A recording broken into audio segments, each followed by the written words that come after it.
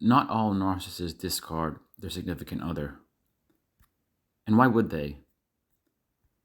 If they've come across someone who, even if they've beaten that person down and they're using that person still sticks with the narcissist, still manages to supply them with something special. Maybe it's somebody to keep them encouraged, motivated to do whatever they do, because the person puts their focus fully on the narcissist and the narcissist's wishes, needs, projects, ambitions, etc.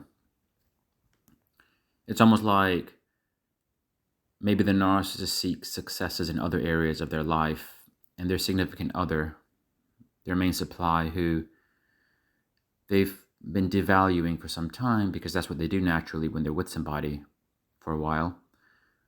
That person has an important role to play, not just to keep the narcissist stable and regulated, but also to help them achieve great things in other areas of their life. When the narcissist has someone who sticks around despite the ongoing devaluation,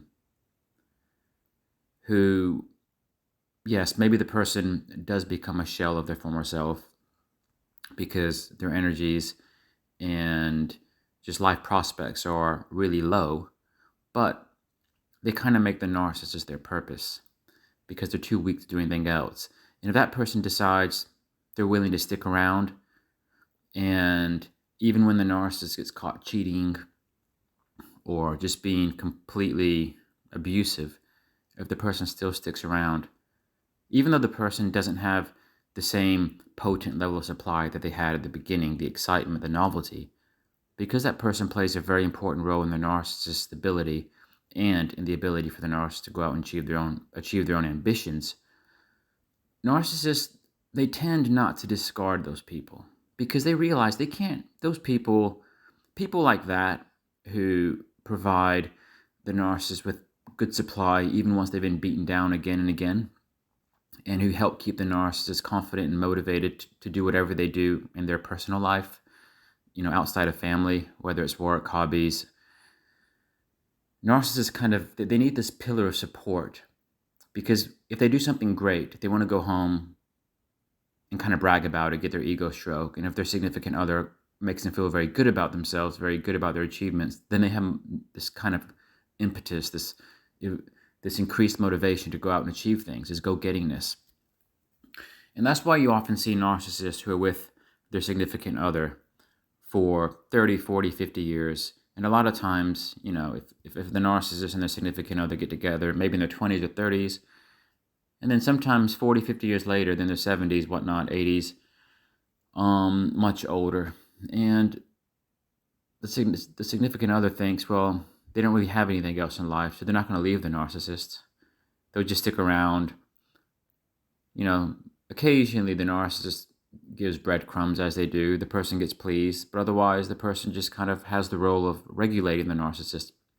And the narcissist, of course, especially as narcissists get older, they don't like discarding their significant others. When narcissists are in their, say, early 20s, mid 20s, late 20s, maybe throughout their 30s, they're quicker to discard people.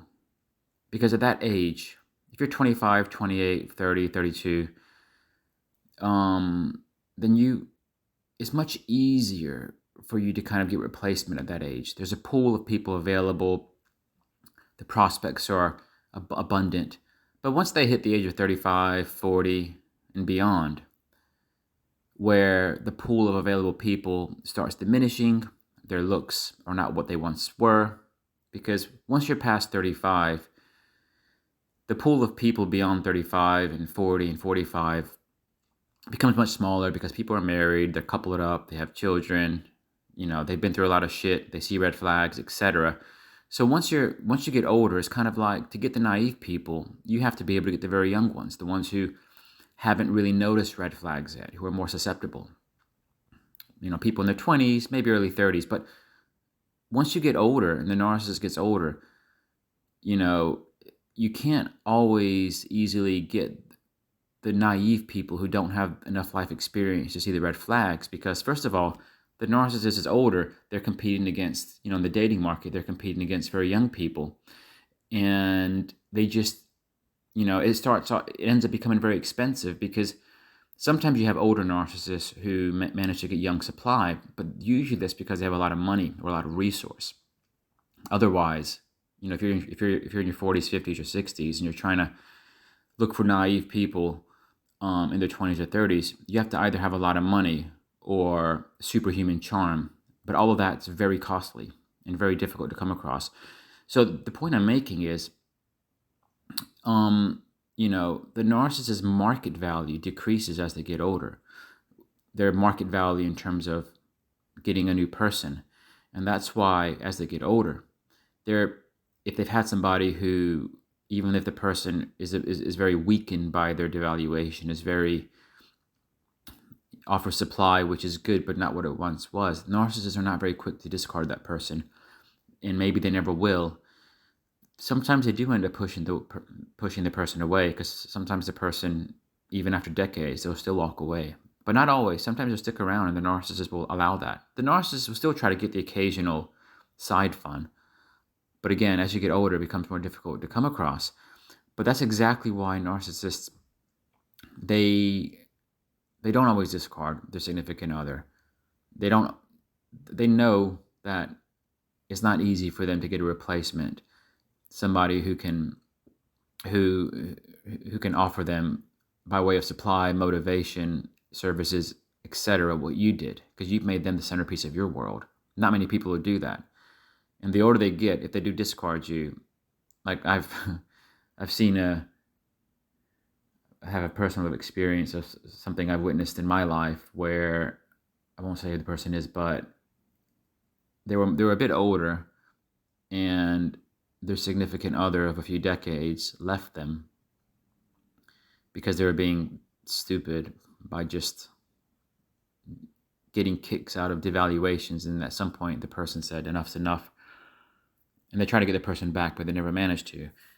And the narcissist in this case spent, I think it was about 6 or 7 years until they finally found someone who kind of fit the role of the former supply.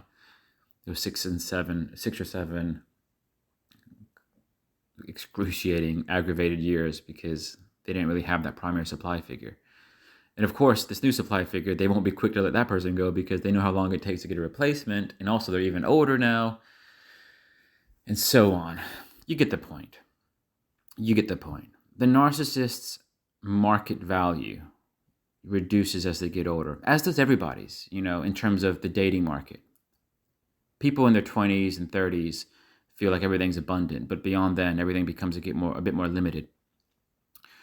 And the ones that are left in the dating market tend to be lesser good characters, or at least that's the reputation. Not always. You may be listening to this thinking, "Oh, well, I'm above 40. I'm single, and I'm not a bad character." Yeah, of course, there's exceptions to every rule, but you might agree that if you're trying to find somebody like a significant other, somebody who's reliable and who suits you, you can see how difficult it is.